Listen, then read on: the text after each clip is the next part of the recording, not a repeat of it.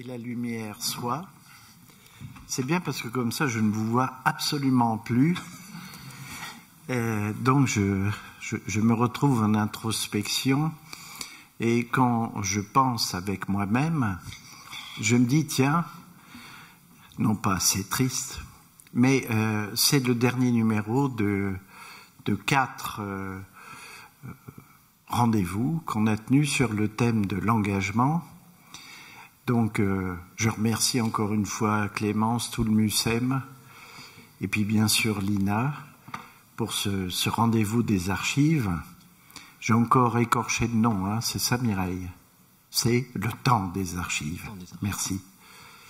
Et donc ce temps des archives qu'on conduit déjà depuis longtemps, très longtemps.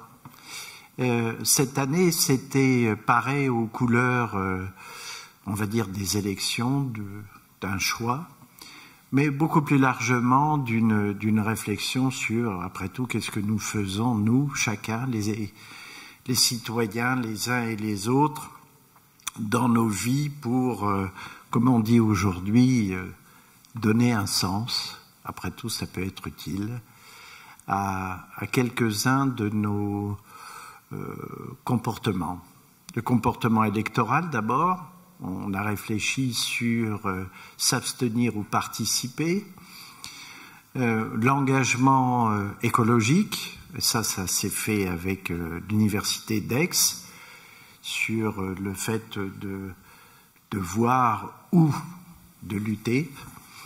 On s'est intéressé au camp des Milles, qui a été une rencontre très émouvante, compte tenu du cadre évidemment, sur le journalisme. Est-ce que c'est rendre compte ou dénoncer? Est-ce que c'est les deux? Avec Jean-Christophe Klotz, qui avait été témoin du génocide rwandais, et la grande reporter de France 2, Maryse Burgot. Et là, on va réfléchir à un engagement très particulier, qui est l'engagement dans ce monde numérique, dans lequel nous baignons, qu'on regarde à la fois de dehors, mais aussi de l'intérieur, qu'on découvre peu à peu, qui pose beaucoup de questions, à la fois en termes de génération, j'en témoigne, mais aussi de par déjà les mutations profondes auxquelles nous assistons. Et donc je vous remercie énormément d'être là. Éric Scherer, qu'est-ce que vous faites dans la vie, Éric Scherer? Je travaille dans l'accompagnement de fin de vie. La fin de vie d'un ancien monde. Mais vous travaillez où? Je travaille à France Télévisions. Et vous êtes? Je suis responsable du Media Lab, de l'information et des affaires internationales. Sylvain, oui, il y a déjà une différence de génération, je n'appuierai pas là-dessus. Toi, tu travailles où en ce moment? Que fais-tu? Alors moi, je travaille dans le monde d'après. Toi, tu as directement plongé. Voilà. Moi, je suis directeur éditorial chez Brut. Dont on voit pas mal d'images sur France Télévisions et ailleurs. Absolument. Et donc, en fait, ces 4 rendez-vous ont eu pour point commun l'histoire de la vérité. Une vérité démocratique. Qu'est-ce que nous voulons en faire? La vérité de notre société. Y a-t-il une vraie fatigue ou pas démocratique? Une fatigue électorale? La vérité sur l'écologie, et donc qu'est-ce qu'on va faire? La vérité du journalisme et la vérité sur ce monde numérique qui pose beaucoup de problèmes de vérité, puisqu'il propose un autre monde, y compris où nous serions représentés par des avatars, un autre type d'existence, bref, quelque chose d'assez stupéfiant. Alors, juste avant de commencer, un petit questionnaire adressé à tous, puisque nous sommes dans des circonstances extrêmement violentes. Il y a la guerre actuellement en Ukraine, qui cause beaucoup d'angoisse. Il y a énormément d'affrontements un peu partout, et pourtant, on entend souvent citer dans les médias cette phrase « la première victime », je parlais de vérité, la première victime de la guerre, c'est la vérité. Alors je voudrais vous demander si vous savez qui a dit ça.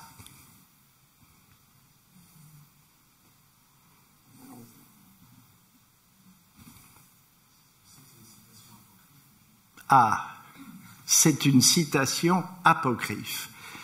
Mais à qui est-elle faussement attribuée? Et d'ailleurs, faussement attribuée par les journalistes. Est-ce que vous savez, vous? Non. Eric? Eh bien, souvent on l'attribue à Kipling.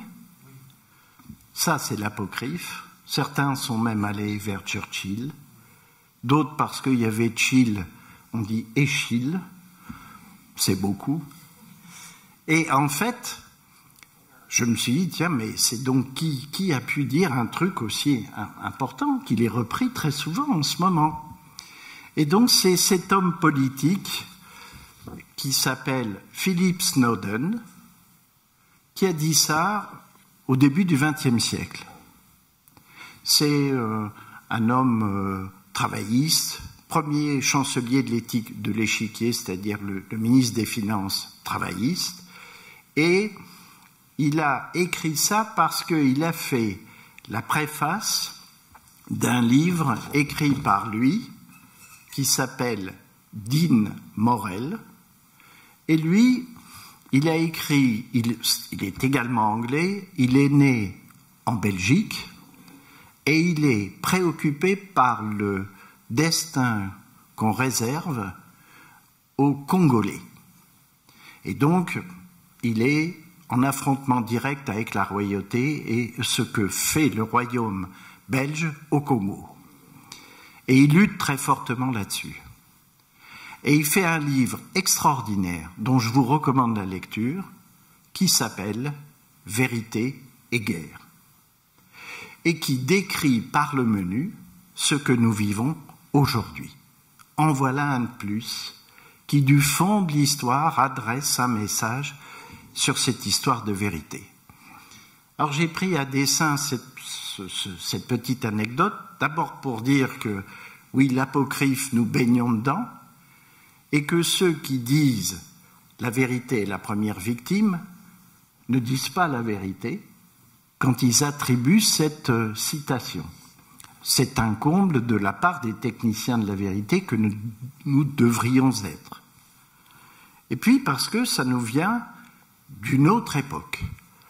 Et vous êtes les représentants d'une époque nouvelle, de ce numérique, dont on parle encore aujourd'hui avec M. Musk, et on va y faire allusion, qui se retire, pour l'instant, de son achat du réseau Twitter.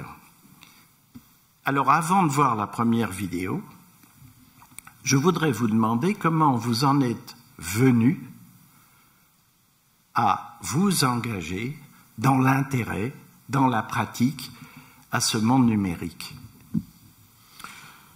Oh, c'est assez simple, parce que j'étais sur place. J'ai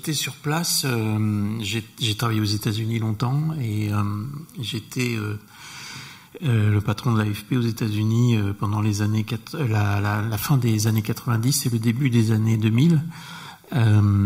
Et donc j'ai eu la chance de vivre l'émergence, l'arrivée d'Internet dans les vies, l'arrivée du numérique dans les médias, puisque c'est les médias qui ont été, et on pourra en parler, mais les premiers, non pas visés, mais touchés par la vague numérique, et en particulier les journaux, la presse écrite.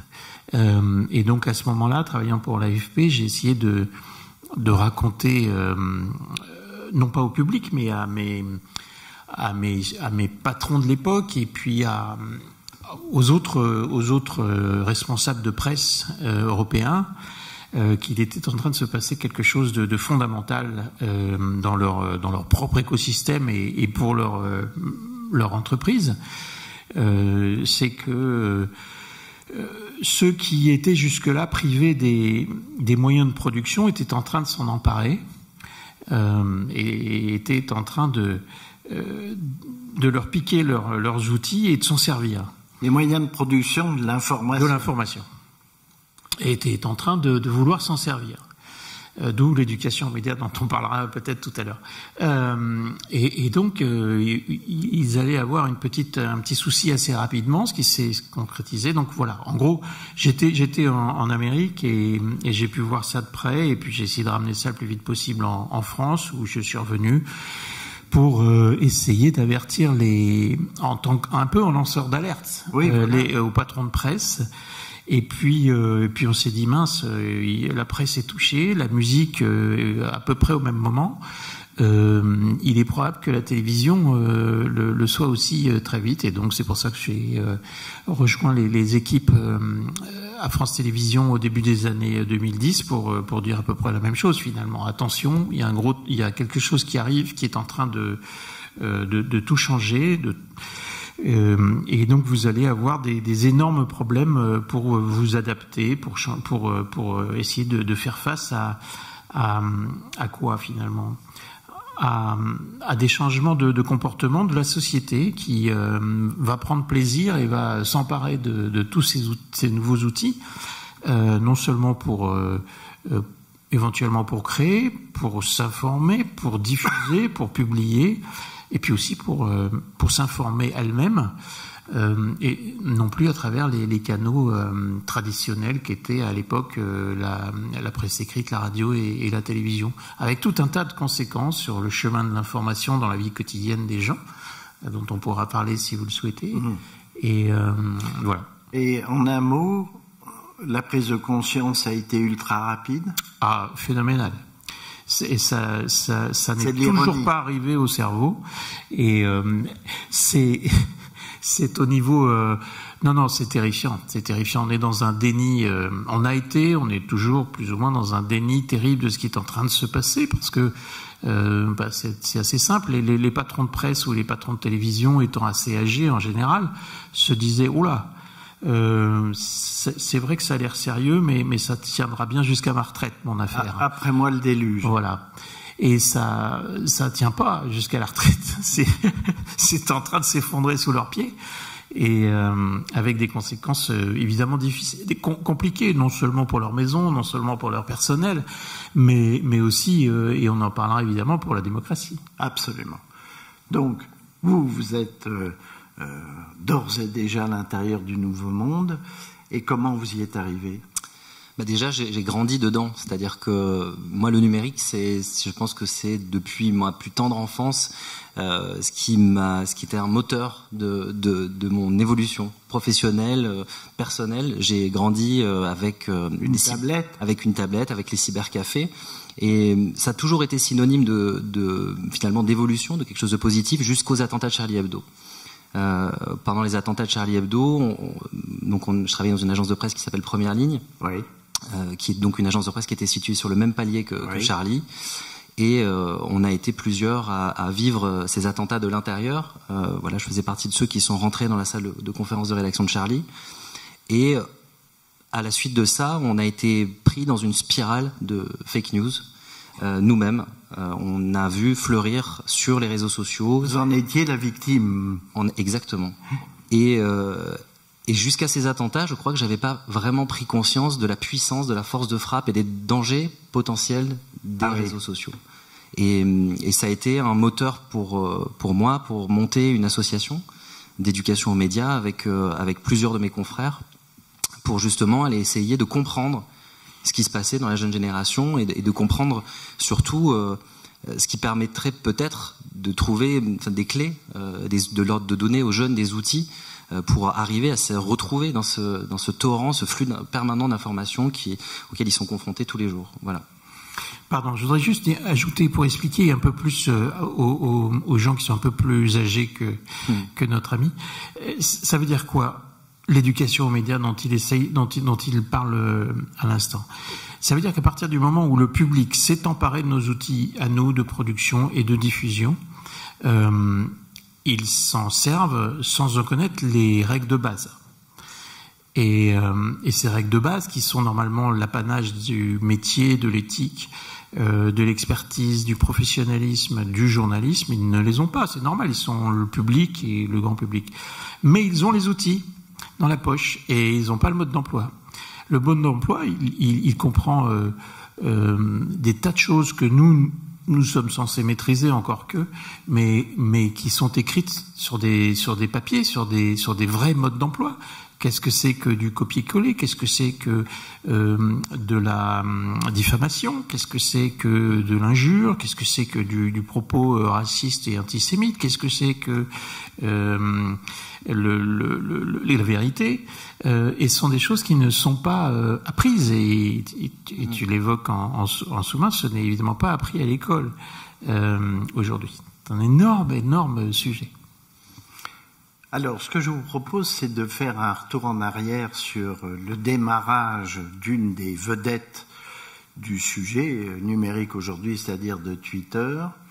Et on va voir ce premier sujet qui évoque le démarrage de Twitter avec un truc bien précis, le 15 janvier 2009.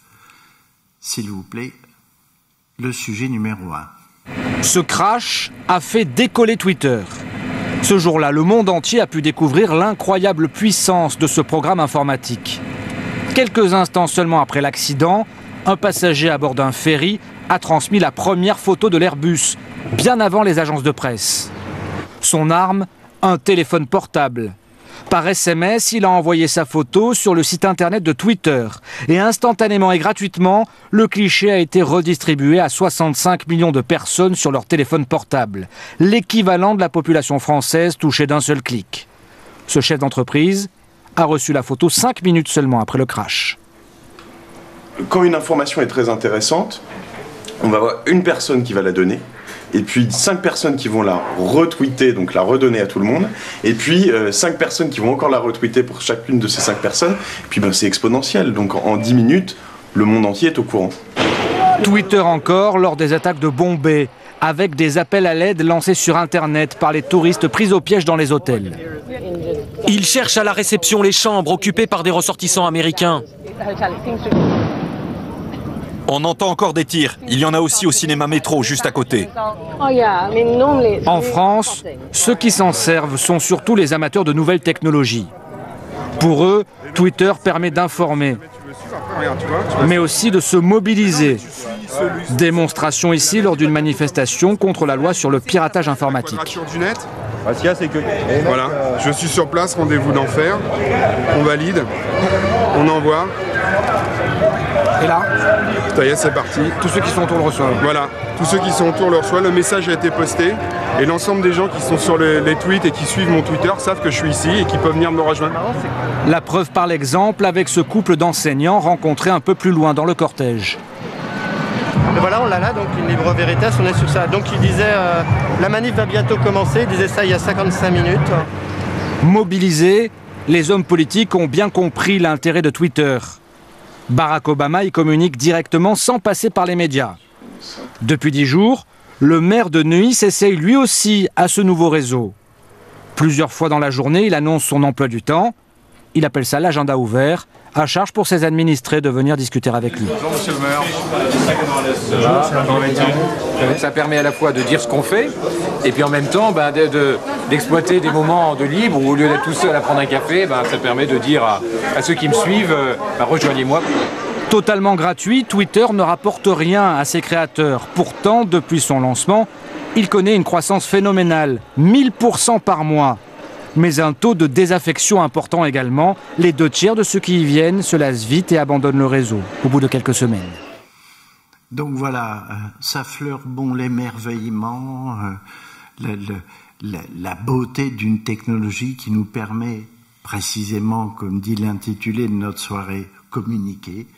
C'est une sorte d'abbaye de Thélème numérique, c'est magnifique. Il y a aussi des mauvaises informations, ça ne rapporte rien. Bon.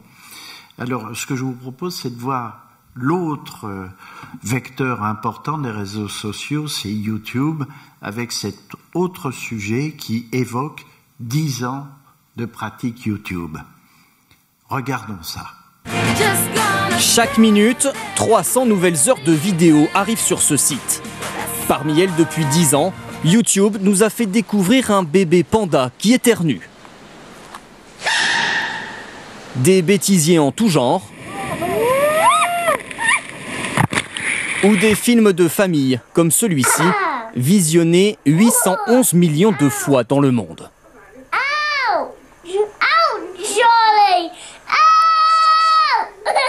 Un succès colossal qui a démarré avec une vidéo on ne peut plus banale. À l'image, un informaticien de 26 ans, Jawed Karim, se fait filmer dans un zoo de Californie. Il raconte ensuite qu'il a cherché à mettre le film sur Internet. Ne trouvant pas de solution simple, il crée son propre site avec 2 amis. YouTube est né. Et l'engouement est immédiat. Que n'importe qui peut diffuser n'importe quoi. Et tout d'un coup, on court-circuite tous les canaux traditionnels de la télévision, partout. Tout d'un coup, vous pouvez mettre votre enfant, le clip de machin, le film de truc. On est là dans quelque chose d'incroyablement massif qui renverse toute la communication audiovisuelle qu'on connaissait depuis une centaine d'années. D'ailleurs, c'est qui les mecs de mon symbole de cette révolution, de jeunes humoristes qui deviennent des stars avec de simples vidéos. Parce que j'en connais des mecs vraiment chiants. Genre les mecs qui te serrent super fort la main. Comme Hugo tout seul. Il enchaîne aujourd'hui les séances photos et se produit désormais sur scène. Mais ses débuts, il les a fait sur Internet, de manière très artisanale. J'ai un peu grandi depuis, hein. Et c'est avec ma petite caméra, les plans à l'extérieur, c'est mon père qui me filmait. Il y a même mon père dedans d'ailleurs. Donc ouais, c'est vraiment avec des bouts de ficelle, quoi. C'est du fait à la maison. Et ça a combien de vues, ça? Et là, 4 700 000 vues. C'est de la bonne terre. On aura une bonne moisson cet été. Ah, c'est de la merde! Un esprit potache, mais un modèle économique qui ne laisse rien au hasard. YouTube se rend incontournable pour que les géants du cinéma et de la musique mettent eux aussi leurs vidéos sur le site. Puis il introduit la publicité. Des bannières et des spots facturés aux marques environ 1 centime par diffusion. Pour YouTube, c'est le jackpot, notamment avec cette vidéo vue plus de 2 milliards de fois, record absolu. Oppan Gangnam Style. La vidéo sur Internet, un marché juteux, mais sur lequel les concurrents ne sont pas en reste, comme Facebook ou le site français Dailymotion, le numéro 2 mondial. Alors, on a vu les 2 réseaux dont on parle beaucoup, qu'on pratique. Je voudrais vous demander si cette vidéo-là date de 2015. Pour vous, elle dénote quoi comme attitude? Est-ce que il y a là effectivement essentiellement de la naïveté? La 2e vidéo montre qu'on commence un peu mieux à comprendre ce qui se passe, ou alors, comme vous disiez tout à l'heure, on en est encore très loin? C'est difficile à dire là en rétro sur ça, parce qu'effectivement ça paraît un peu cucu là, surtout le premier. Oui. Sur Twitter, Twitter c'est très vite devenu une agence de presse mondiale, gratuite. YouTube a montré très très rapidement qu'en fait n'importe qui désormais avait une station de télé, enfin avait en fait une station de télé dans la poche, était capable de diffuser dans le monde entier très rapidement ce qu'il voulait, et les deux d'ailleurs les deux réseaux sociaux se complètent pour ça. Non, ce qui m'inquiète plus, en fait, c'est que là, je vois des reportages de 2015. Je suis pas sûr qu'il y en ait eu depuis.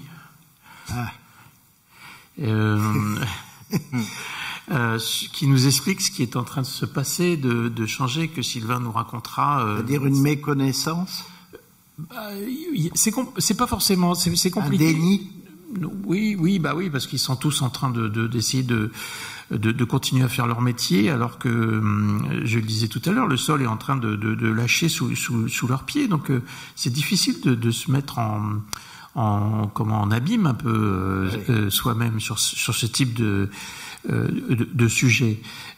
Encore une fois, je connais des grands médias qui n'ont pas de rubricard sur le monde de demain. Sur ce monde qui est en train de complètement bouleverser les vies, pas seulement dans les médias, en médecine, en éducation, en transport,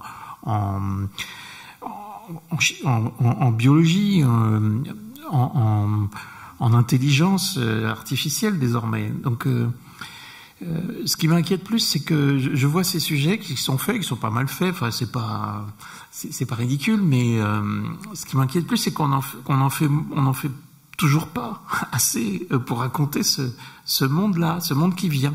Et alors, à force de venir, il est déjà là. Et on est un peu des passismards, lui, depuis tout à l'heure. Non, parce qu'en regardant ce reportage, je me suis dit que peut-être dans 10 ans, ce sera YouTube qui fera un film sur la télévision et qui reviendra sur la télévision. Qu'est-ce que c'est Qu'est-ce que c'était Parce que j'ai l'impression que même c'était en 2015 que en 7 ans, par rapport à l'expérience que j'ai chez Brut, il y a une accélération. On parle là des YouTubeurs comme si c'était quelqu'un qui fabriquait une petite vidéo dans son coin. Je vais vous donner une anecdote. Le film. Il coupe souvent les gens. Tais-toi.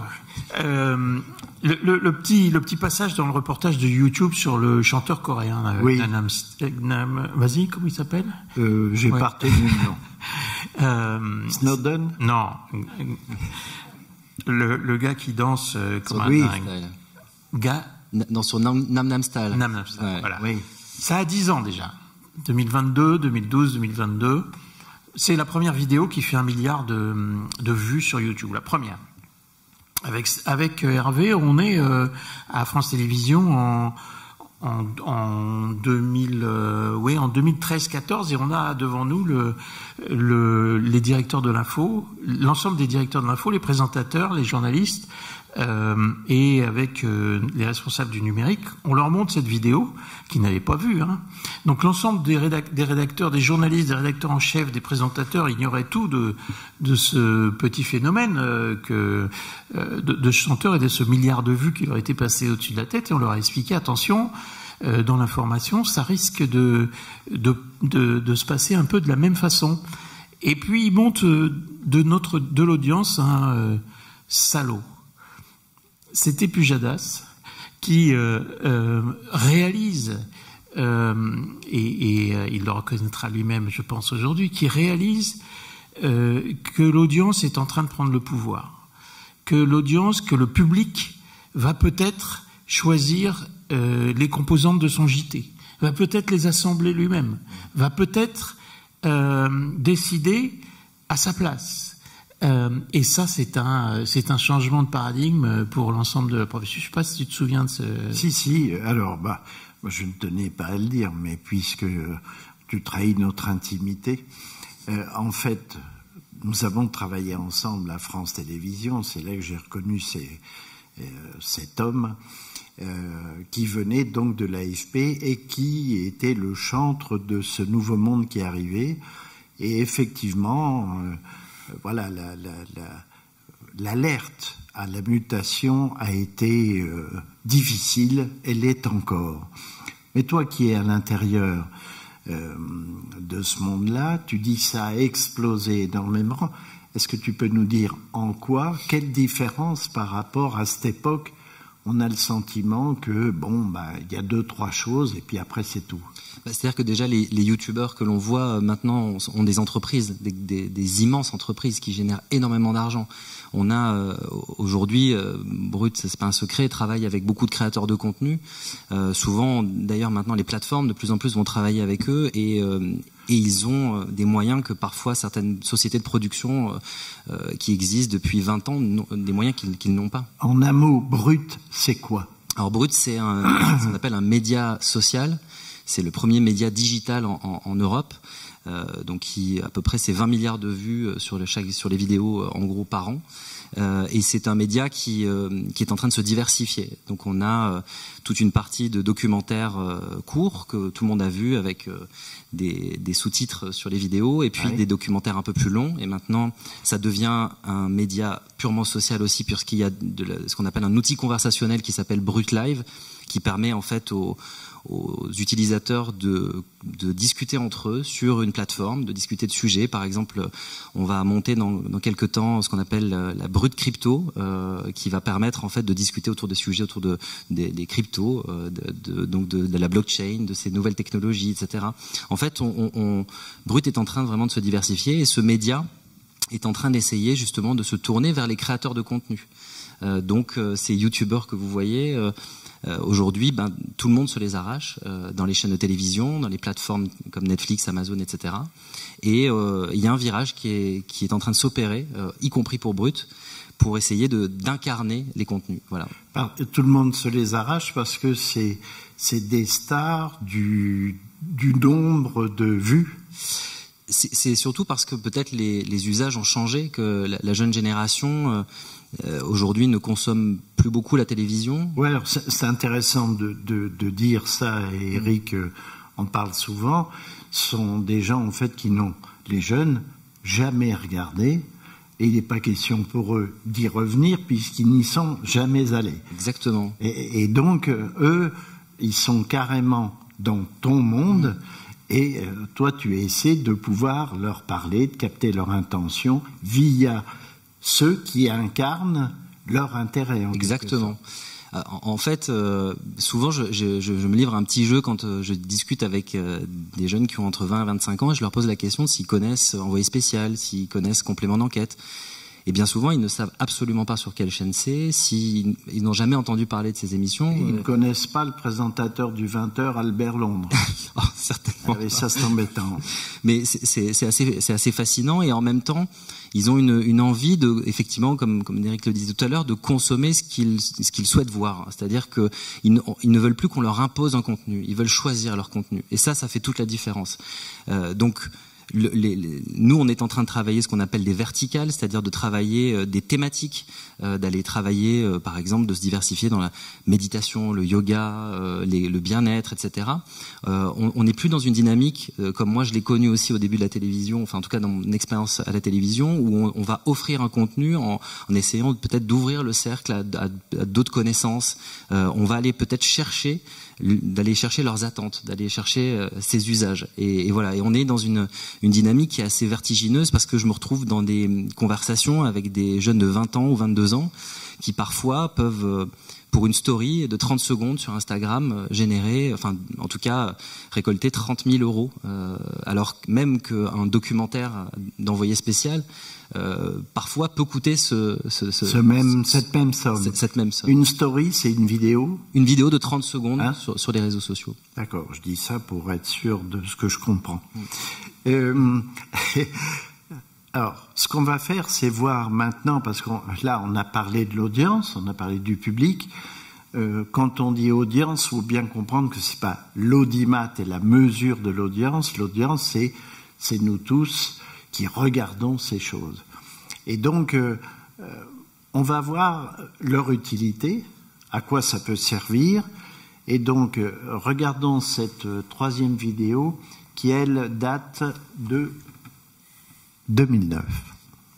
On en parlait il y a un instant, de moins en moins de journalistes étrangers sur place et de plus en plus d'Iraniens qui deviennent des citoyens journalistes, des cyberjournalistes. Leurs images, leurs témoignages apparaissent sur Internet via différents sites internationaux qui se sont d'ailleurs adaptés à la situation de crise, proposant des informations ou des traductions en persan la langue iranienne. Loïc Delamornay, David Dameda. Une manifestation qui dégénère, des coups, quelqu'un battu à terre. Le caméraman amateur se cache derrière sa fenêtre, hésite, mais grappille quelques instants de cette contestation que le régime voudrait tant masquer sans y parvenir. Car ces brèves images seront postées quelques instants plus tard sur un site de partage vidéo et feront le tour du monde. En temps réel, sur des sites comme Twitter, ces Iraniens de Paris suivent les événements à Téhéran. Un message vient d'être posté par un manifestant il y a tout juste 10 secondes et parle d'une explosion dans un mausolée. Les reporters comme vous ne peuvent pas obtenir des informations via l'Iran. La seule information qui est possible, c'est via Twitter. Pour contourner l'embargo médiatique décrété par les ayatollahs, tous les moyens sont bons. La BBC émet en persan via son site internet et Google vient de lancer son logiciel de traduction en persan. Mais de son côté, le pouvoir iranien fait tout ce qu'il peut pour bloquer ou perturber l'Internet comme le téléphone. Le régime, il va censurer tout. Donc, c'est pas toujours facile à aller communiquer. Mais il y a des jours quand même qu'on arrive. Par exemple, aujourd'hui, j'ai réussi. Mais il y a des jours que j'arrive pas. À ce jeu, le pouvoir ne peut pas être totalement gagnant. Comme toute société moderne, même l'Iran des ayatollahs ne peut pas se permettre de couper tous les réseaux, car le régime est lui aussi devenu dépendant du portable et d'Internet. Alors là, on voit une version, un aspect positif, entre guillemets, c'est-à-dire, voilà, malgré l'autorité, malgré la dictature, le réseau social permet de contourner la censure et l'interdit. Ça a été un des premiers rêves du monde numérique. Oui, bien sûr, c'est la possibilité d'avoir à tout instant, partout sur le globe, des témoins avec des outils. Maintenant, la question qui se pose assez vite, c'est est-ce que ces témoins sont effectivement des journalistes ? Oui. Comme on essaye de le dire, c'est un autre sujet, mais aucune rédaction n'est toujours aujourd'hui en mesure de concurrencer des millions de citoyens sur place. L'exemple de l'avion le montre bien tout à l'heure. Donc, effectivement, ça a été assez vite un outil utilisé pour montrer des choses que d'autres voulaient cacher. Donc là, on retrouve la définition du journalisme par des citoyens, et à ce moment-là, dans fin des années 2000, on commençait par fin des années 2000 parce que en 2007 arrive l'iPhone qui change quand même tout. On a parlé de journalistes citoyens. Un petit peu probablement trop vite et on pourra y revenir, mais parce que ces gens n'avaient pas forcément le mode d'emploi qu'on évoquait tout à l'heure. Mais ça a permis effectivement, Twitter a été je me souviens que lors du printemps arabe du début des années 2010, oui. La meilleure couverture jugée par des professionnels de médias, par les grands journaux américains notamment, la meilleure couverture des printemps arabes a été réalisée par un type qui était aux États-Unis, chez lui, et qui n'utilisait que les gens qu'il avait réussi à identifier, à vérifier sur Twitter. Je me souviens plus son nom, tu t'en souviens, Sylvain? Et ce jeune, il était même pas d'ailleurs très jeune, c'est un professionnel de métier, avait réussi à identifier de manière très précise les bonnes sources fiables du printemps arabe et en faire via Twitter le média le plus performant sur ce printemps arabe à ce moment-là. On reviendra après sur ce qui s'est passé après. Absolument. Est-ce que cette manifestation pratique de liberté d'expression, c'est pas ça qui séduit le plus l'audience jeune, où elle a une sorte de sentiment que là on parle sans filtre et que donc on montre le réel par une multiplicité de regards? Si, bien sûr. Puis c'est l'instantanéité, c'est-à-dire c'est la possibilité de pouvoir dialoguer avec quelqu'un qui est à 10 000, 15 000 kilomètres, qui vit peut-être une situation qui vous échappe et d'arriver à le comprendre par 2 commentaires sur Twitter. Je pense que la jeune génération, elle est très particulière parce qu'on projette beaucoup d'a priori, on a l'impression que ils sont dans l'incapacité, enfin en tout cas qu'ils se détachent de l'information, alors qu'au contraire, ils sont boulimiques d'information. Oui, ça c'est un vrai cliché. Oui. Où effectivement on donne le sentiment de gens qui s'en foutent, peu importe. Alors qu'en fait, ils sont totalement aux aguets et prêts à bondir, y compris pour aller dire ce qu'ils pensent de tel ou tel événement. Oui, ou de telle ou telle crise internationale. Voilà. Moi, je suis assez surpris d'avoir des dialogues avec des jeunes dans des classes qui parfois, à 10 ans, savent exactement ce qui se passe en Ukraine. Enfin, ça casse vraiment les a priori qu'on peut avoir sur cette jeune génération. Et Twitter permet, de manière positive, permet avoir accès à cette information et aller dans des zones où les journalistes ne peuvent plus aller aujourd'hui. Donc c'est pas forcément quelque chose de uniquement négatif. Oui. Alors, d'ailleurs, au journal télévisé, on voit ça sur l'Ukraine, où beaucoup de sujets, à côté de ceux faits par les reporters, sont faits via les images issues des réseaux sociaux. et vérifier, puisqu'on se méfie toujours, justement, on va y venir, d'une manipulation. Alors, on a vu un ressenti, encore une fois, par l'audience, mais on n'évoque jamais dans ces sujets qui possède le vecteur, qui est propriétaire du réseau social.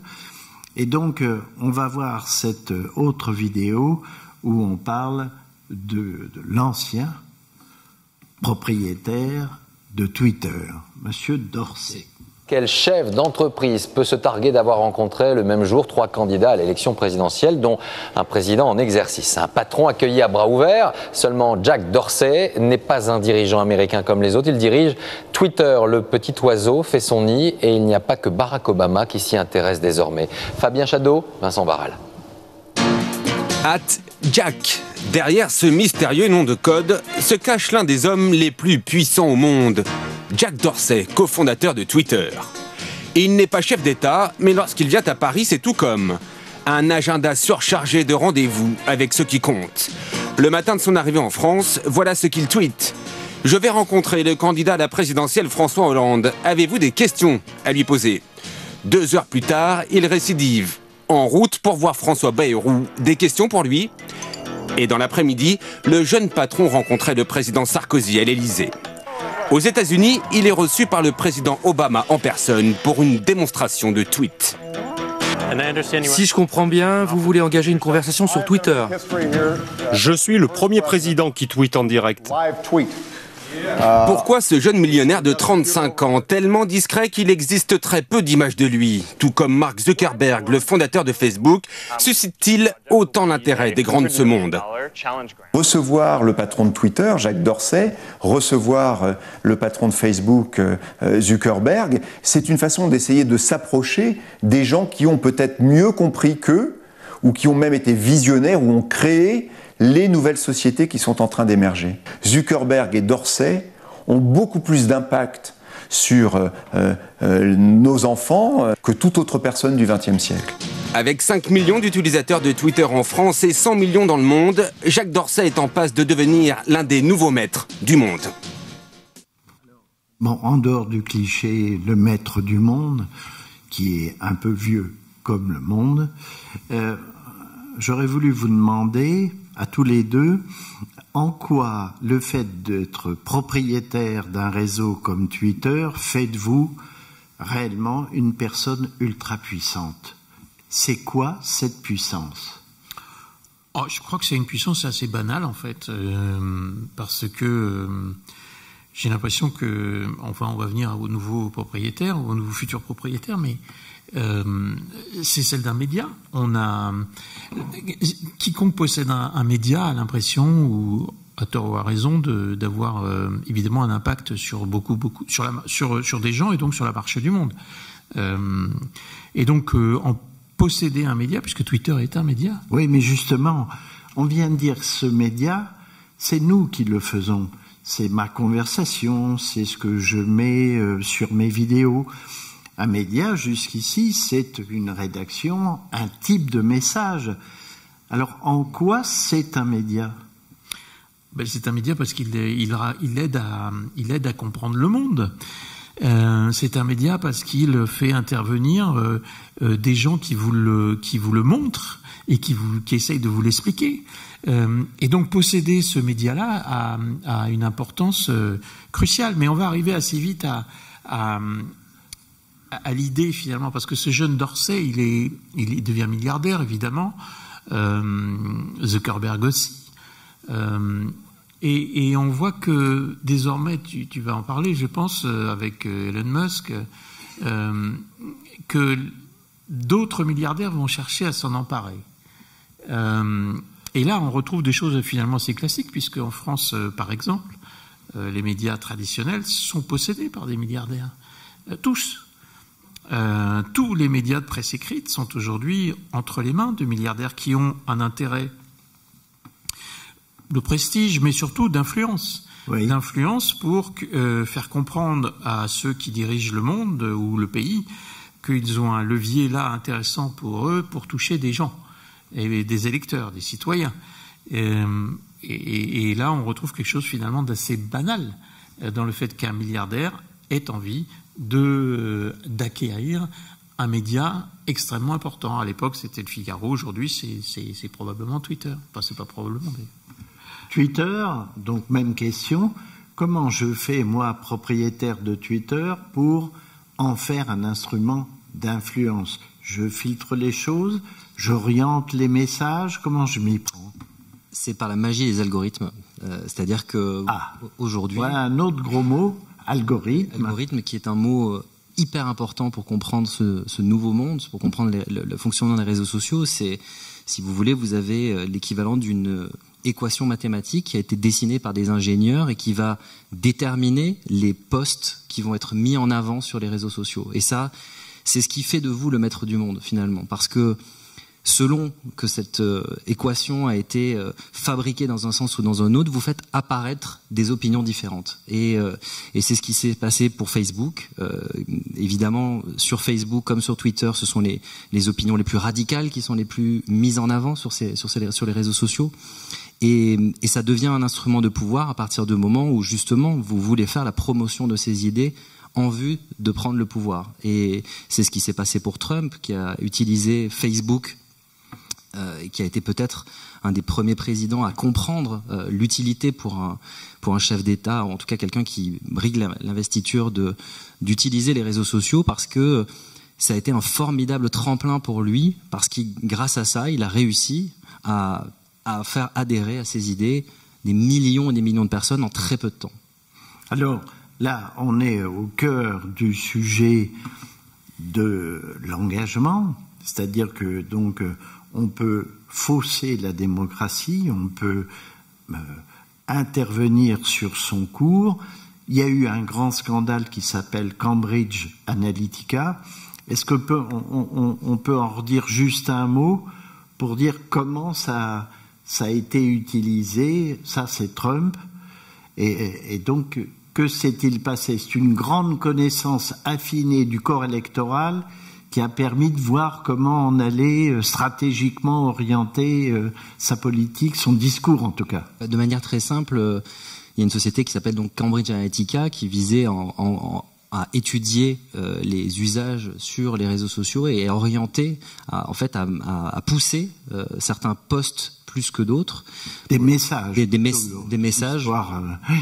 Et effectivement, cette société pendant toute la campagne américaine de Trump, a permis aux messages et aux idées de Trump de se diffuser beaucoup plus rapidement grâce aux réseaux sociaux. Donc, pour faire simple, si vous créez deux profils indépendants sur les réseaux sociaux, un qui effectivement va poster des contenus radicaux et un autre qui va être modéré, la plateforme, et ça a été démontré, va mettre en avant les contenus radicaux, les commentaires radicaux, et ce sont ces contenus-là qui vont venir s'afficher sur votre écran. Et en faisant ça, c'est une forme de contamination. Les gens qui vont regarder vont être acculés d'informations radicales et donc vont être conduits, alors pas forcément nécessairement, mais en tout cas c'est ce qui s'est passé dans le cas de Trump, vont pousser les idées radicales sur le devant de la scène. Car le radical enflamme le réseau, c'est-à-dire provoque une multiplicité d'échanges, alors que évidemment le message modéré calme la situation, ce qui est mauvais pour le business. Exactement. Alors, c'est ça, c'est mauvais pour le business. On l'a pas encore dit, mais ces réseaux sociaux fonctionnent avec de la publicité et donc avec un volume de gens qui regardent, de clics, on appelle ça. Oui. Plus les contenus sont effectivement clivants, polarisants, diviseurs, émotionnels, plus la tentation est grande de s'engager dessus, plus il y a du clic et donc plus il y a de l'audience. Et plus il y a de l'audience, plus il y aura des revenus publicitaires. C'est donc un modèle économique qui est fondé sur la haine, sur la polarisation, sur la division des sociétés aujourd'hui, qui pose problème, qui est en train de miner nos sociétés.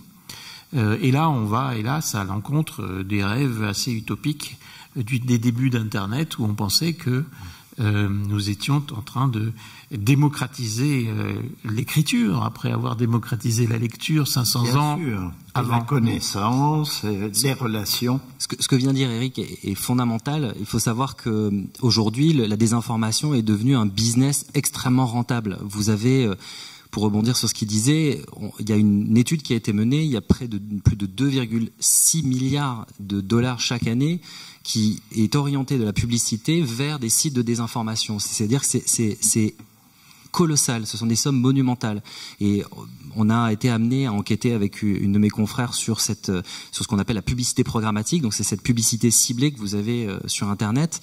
On s'est aperçu notamment, par exemple, qu'un militant d'extrême droite qui s'appelle Jim Hoft, qui sévit aux États-Unis, qui remet en question globalement tout ce qui est possible dans le monde, dans le monde rationnel, aujourd'hui gagne près de 2 millions d'euros par an grâce à la publicité programmatique, à cette publicité ciblée. C'est-à-dire que, évidemment, ce sont des pages Internet qui sont extrêmement visibles et qui sont du coup un formidable accélérateur et pour les marques et qui vont venir afficher leur publicité dessus. Et quand vous allez cliquer dessus, vous allez envoyer de l'argent, c'est tout bête, à un des informateurs comme Jim Hoft. Et les sommes sont astronomiques. Voilà. Alors, pour aller toujours dans cette idée du ciblage, et après on va voir le portrait de Musk, il y a eu ce complément d'enquête assez renversant aussi sur le ciblage politique, où on voit que tous les partis politiques français ont recours au ciblage, que les données de chacun servent aux partis politiques pour pouvoir affiner leur discours, s'adresser aux bons clients pour faire en sorte qu'ils votent pour vous, et qu'en plus derrière, c'est une société américaine, Nation Builder, qui est là et qui dépose en quelque sorte, qui stocke les données des partis politiques chez Amazon. Alors là, stupéfaction générale. Vous imaginez le candidat communiste Roussel auquel on dit les données de vos électeurs, en quelque sorte, de la politique française sont là-bas aux États-Unis, et Roussel de dire, oui, je le sais, mais il n'y a pas de plan B, nous n'avons pas d'autres possibilités. Alors juste évoquer quand même une chose, c'est que l'Europe vient de se doter de deux dispositions légales, la DMA et DSA, Digital Service Act, Digital Market Act, qui sont des textes de régulation, de sanctions, pour faire attention à ce qui peut se passer, au débordement, à la haine, à toutes ces choses. Oui, ce sont deux textes extrêmement importants, parce que c'est la première fois dans le monde que des autorités politiques arrivent à s'entendre pour contrôler un tout petit peu les plateformes. C'est la première fois que ça arrive. Il est évident que c'est observé de très près par les autorités américaines en ce moment et peut-être par d'autres pays qui les contrôlent aussi, mais c'est un autre sujet. Les deux textes sont très différents. Le premier, le Digital Market Act, est un texte lié à la concurrence sur les marchés, c'est-à-dire essayer d'empêcher les plateformes de s'avantager elles-mêmes par rapport à d'autres concurrents plus petits, de mettre en avant leur propre contenu sur leur plateforme, ce qui arrive le plus souvent. Leurs propres produits, leur plateforme. Ça, c'est le Digital Market Act. Le second est le Digital Service Act, et lui est lié au contenu des plateformes, et donc demande à ces plateformes, enfin, de faire quelque chose. Parce que et on en parlera avec Musk, pour l'instant, elle faisait semblant. On nous a dit que Facebook avait des dizaines de milliers de modérateurs et que Twitter essayait de gérer comme il pouvait la haine et sur leur plateforme, mais personne ne le faisait sérieusement. En tout cas, personne n'était puni quand il y arrivait des soucis. Et il y a eu des soucis majeurs, profonds, antidémocratiques, de sabotage des sociétés par ces plateformes dans les excès qu'elles ont produits. Et donc la Commission européenne, avec le Parlement et avec les États membres, malgré un lobbying extrêmement puissant des plateformes qui dépensent des dizaines de millions d'euros pour contrer ces textes, avec des méthodes assez simples finalement. C'est de toute façon, vous êtes trop vieux, vous n'y connaissez rien, vous n'y comprenez pas grand-chose, laissez-nous faire. On est en avance. Et ils jouent la montre en fait. Ils essayent et ils y parviennent assez souvent puisque notre personnel politique est un peu à la ramasse sur ce type de sujet comme le personnel médiatique, pour comprendre ce qui se passe, pour parler algorithme, pour demander à ce que ces entreprises rendent des comptes ou peut-être que leurs algorithmes soient un peu plus transparents. Bonne chance. C'est quasiment impossible. En tout cas, il y a ces textes sur la table. Après tout, on est parvenu avec les RGPD à faire des choses également sur les données des consommateurs, en tout cas à forcer des choses qui ont été suivies aux États-Unis.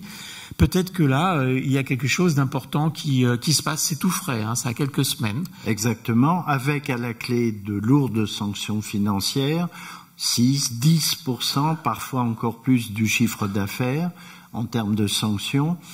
Et résumer ça peut-être avec ce que dit Thierry Breton, c'est-à-dire que tout ce qui est interdit online, tout ce qui est permis offline, c'est-à-dire dans la vie hors du numérique, doit être également interdit dans l'espace numérique. Voilà. Le problème, c'est qui va contrôler ça. C'est-à-dire que pour pouvoir le faire, il faudrait avoir peut-être des centaines de milliers de vérificateurs sur Internet qui passent en revue toutes les pages. Et d'autre part, il y a un élément hyper important, c'est que les plateformes ont elles-mêmes des règlements qu'elles ne respectent pas. Quand on a fait cette enquête, on a pris 50 citoyens au hasard. On leur a demandé d'aller naviguer sur des sites de désinformation pour voir les publicités qui s'affichaient. Certains sites officiaient depuis quasiment 15 ans, existaient depuis 15 ans. Google avait tout à fait la possibilité de savoir que ces sites étaient des sites de désinformation. Et quand on est allé les voir, on leur a posé devant leurs yeux, on les a mis face à leurs responsabilités en leur disant comment vous expliquez qu'on retrouve Carrefour, Orange, etc. sur ces sites de désinformation, sur des sites qui existent depuis 15 ans et qui font la promotion des anti-vaccins, des idées extrêmement radicales d'extrême droite, racisme, etc. Et ils nous ont répondu qu'ils ne pouvaient pas tout contrôler. On leur a dit, mais là, en l'occurrence, ça ne respecte pas vos propres règles. Donc, comment vous expliquez qu'à un moment donné, vous ne prenez pas de décision et on s'est aperçu qu'à la suite de la diffusion du sujet, ces sites-là, pour certains, avaient été strikés. Donc, ils avaient retiré... Google avait retiré... Ah ben, c'est le micro qui vient de disparaître. Tiens, prends que Google avait effectivement pris la décision de retirer les publicités sur ces sites. Et pour autant, ce qui nous a étonné, c'est qu'ils ont parfois retiré les publicités sur certaines pages, mais ils n'ont pas éliminé les sites. Donc c'est quand même, ça pose vraiment la question. Et puis le deuxième élément, c'est que la désinformation est dans une zone grise. Souvent, on peut arriver à spotter, à trouver en fait les contenus haineux, les contenus qui, pour le coup, alimentent la haine, etc. Mais par contre, la désinformation, c'est une zone grise sur Internet. Donc, c'est extrêmement difficile à repérer. Bien sûr, parce qu'elle peut s'appuyer sur un élément réel et tricoter tout autour une fable. Exactement. Alors, on va voir le sujet sur l'homme dont on parle aujourd'hui même, Musk, et après on va revenir pour s'interroger sur sa volonté ou pas d'acquisition de Twitter. Alors, voyons ce portrait de Monsieur Musk, c'est le sujet 5.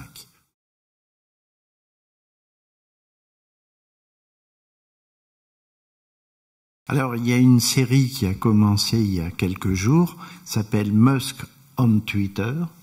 On vient de vivre un épisode qui est, il prend de la distance par rapport à l'annonce qu'il avait faite de l'achat.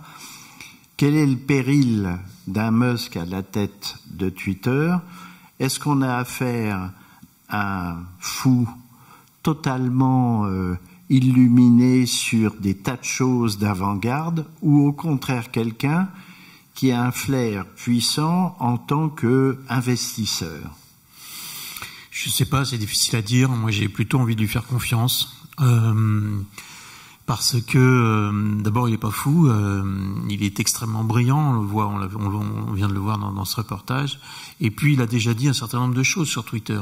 C'est vrai que c'est un libertarien, c'est donc un radical de la liberté d'expression. Mais en même temps, on sait qu'il est pour l'élimination non pas des comptes anonymes, mais en tout cas, il est pour un respect beaucoup plus important de la véracité des comptes Twitter, c'est-à-dire des gens qui possèdent, des vrais gens qui possèdent des comptes Twitter, et non pas des gens qui s'abritent derrière des pseudonymes ou alors des robots qui sont en train de polluer le site. Ce qui est possible sur Twitter. Ce qui est évidemment possible sur Twitter. Donc il y a un certain nombre de choses qu'il a déclarées qui sont positives. Le fait aussi qu'il souhaite rendre ce qu'on appelle en open source un certain nombre de choses du code de Twitter et donc des algorithmes. Ce sont des choses positives. Et le changement de modèle économique de Twitter qui semble s'amorcer derrière sa prise de contrôle n'est pas inintéressante, parce que au lieu de privilégier justement les clics et donc l'audience et donc la polarisation, il semble s'orienter vers un abonnement. Et donc un modèle payant pour un certain nombre d'acteurs, pas forcément le public, mais les entreprises ou les institutionnels ou ceux qui ont de l'argent. Donc c'est plutôt, moi je trouve ça plutôt intéressant. Sylvain ? Je suis partagé. Oui. Je suis partagé parce tu dodelines. Ouais, je suis partagé parce que cette philosophie libertarienne qui inonde en ce moment les réseaux sociaux, on a affaire à quand même des gens. Quand vous lisez Ray Kurzweil, le théoricien de Google, que vous regardez voilà ce qu'il y a derrière Amazon, l'envie de Bezos de penser en fait que l'être humain, que l'avenir de l'homme est dans le transhumanisme, dans l'homme augmenté. C'est difficile d'y voir quelque chose de positif. Moi, on a quand même, Elon Musk a pris la parole très souvent pour expliquer qu'il voulait absolument incrémenter une puce dans le cerveau des gens pour améliorer leur capacité cognitive. Donc, il a une société qui travaille là-dessus. Exactement. Et en plus, dans un monde qui est en train de changer aujourd'hui, où le virtuel est en train de prendre une immense place, avec ce qu'on appelle le méta, donc ces mondes virtuels qui sont développés à une vitesse fulgurante, je ne sais pas si on peut y voir quelque chose de positif. Voilà. Est-ce qu'il est un gentil Docteur Strange ? On ne le sait pas. Alors, au passage, je trouve qu'il y a... Est-ce que ces films où on multiplie les héros, par exemple Spider-Man, il y en a 3 ou 4, Doctor Strange est lui-même, partagé, il y en a plein, il a un double, et d'ailleurs c'est Metaverse of Madness, on est dans la folie. Est-ce que c'est un moyen culturel de commencer à diffuser ce nouvel univers auprès des jeunes générations, des enfants, par le cinéma ? Oui, clairement. Je pense que il y a l'aspect créatif des choses qui consiste à s'adapter au monde dans lequel on vit et à essayer de calquer la créativité sur l'évolution. Et il y a celle qui consiste aussi à en faire du marketing. C'est-à-dire que je pense que les deux sont valables. Je pense que derrière Marvel, il y a quand même cette volonté. Et en plus, on voit maintenant, il y a une accélération du nombre de Marvel tous les ans, et qui, effectivement, avec cette toujours derrière le monde virtuel, etc. D'une certaine manière, oui, on prépare la jeune génération à adhérer et à rentrer dans ce monde virtuel. Parce qu'aussi, je pense que la jeune génération est peut-être beaucoup plus aujourd'hui anxieuse et angoissée par le monde normal, par le monde réel, et c'est voilà que tu lui as laissé, que ta génération a. Non, je déconne, pardon. C'est vrai, je l'admets, je plaide d'ailleurs coupable. Non, juste un mot. Le métaverse, pour faire simple, et les mondes virtuels qui s'annoncent, et pour utiliser une formule rapide, jusqu'ici on était tous sur Internet, et demain nous serons dans Internet. Ça change tout. Ça change complètement les choses pour faire. Ça veut dire quoi ? Ça veut dire qu'on sera dans des jeux vidéo. et que nous travaillerons, nous apprendrons, nous nous amuserons dans des jeux vidéo parallèles à cette vie réelle qui sera peut-être... Il y a un double Scherer qui sera dans un jeu. Il n'y en aura pas que deux, il y en aura plein. Ce qui est monstrueux. Faut savoir que ce n'est pas justement qu'un jeu vidéo. Si on pense le métaverse comme un jeu vidéo, on se trompe. Pourquoi ? Parce que aujourd'hui, la technologie, ce qui est en train d'arriver, c'est d'imaginer que dans 5 ans, vous ayez une possibilité de porter une combinaison qui vous fasse ressentir exactement la même chose que le monde réel. Vous avez, et ça c'est en développement, et ça s'accélère, toutes les personnes ici qui ont peut-être une fois dans leur vie essayé un casque de réalité virtuelle pourront ressentir ça. Vous ne savez plus quelle est la réalité. Vous savez plus si vous êtes dans un jeu vidéo ou si vous êtes dans un monde réel. Je peux serrer la main à un personnage de jeu vidéo et je sens. Exactement. Je ressens. Tu pourras faire ça. Tu pourras aussi ressentir de la chaleur, pouvoir ressentir peut-être des petites décharges électriques. Il y a des costumes en ce moment qui sont en train de développer. Donc ça veut dire que qu'est-ce que ça signifie tout ça? C'est que en tout cas selon moi, je pense qu'on va vers ce qu'on appelle la transcendance. C'est-à-dire que il y a peut-être certains d'entre vous ont vu Matrix. Je pense qu'on va peut-être petit à petit vers ce monde. Le basculement le changement de nom de Facebook vers Meta est quand même extrêmement symbolique. Ce n'est plus on n'est plus dans un film de science-fiction. C'est la volonté aujourd'hui économique et financière de Facebook, c'est d'aller dans le metaverse, c'est-à-dire d'investir ce terrain. Moi personnellement, je pense que on n'est plus dans un jeu vidéo, malheureusement. Alors, étant donné l'heure qui avance, je propose que on entende quelques questions, s'il y en a, n'hésitez pas. C'est vrai qu'on a à peu près tout dit, mais enfin quand même. Merci beaucoup, c'était passionnant. Par contre, j'aurais une question. Il existe quand même sur Internet une presse indépendante, type Basta, Frustration Magazine. Et la dernière fois que j'ai consulté Frustration Magazine, il existe énormément de sites qui sont indépendants. Il existe d'autres réseaux sociaux que les réseaux sociaux mainstream. Et par contre, ils sont très très peu utilisés. Il y a ça, et il y a aussi à l'école, on n'apprend pas aux enfants. On les met dedans d'emblée sans qu'ils n'aient... sans leur donner aucune analyse critique. Alors merci pour comment ça fonctionne. Alors merci pour cette question. Il y a là un représentant important de l'éducation aux médias. Eric aussi pourvoit via France Télé.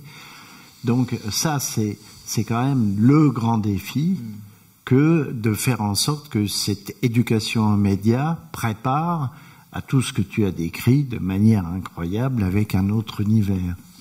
Oui, enfin c'est fondamental. On a aujourd'hui des jeunes générations qui ne savent plus faire la différence entre un fait et une opinion. Toutes les informations arrivent et sont placées sur le même plan. Nous, effectivement, on a monté une association qui s'appelle Fake Off, qui intervient dans des classes. On forme près de 2000 élèves, 2 à 3000 élèves par an. On intervient dans 15 départements. Et on est toujours frappé par... parfois le manque d'outils, de clés de décryptage de l'information, l'absence parfois de clés que ne détiennent pas justement les jeunes. C'est-à-dire qu'en fait, on se retrouve face à une génération, souvent l'information la plus partagée devient une information auquel ils accordent du crédit. Si ça a été partagé 3 millions de fois, pourquoi ce serait faux ?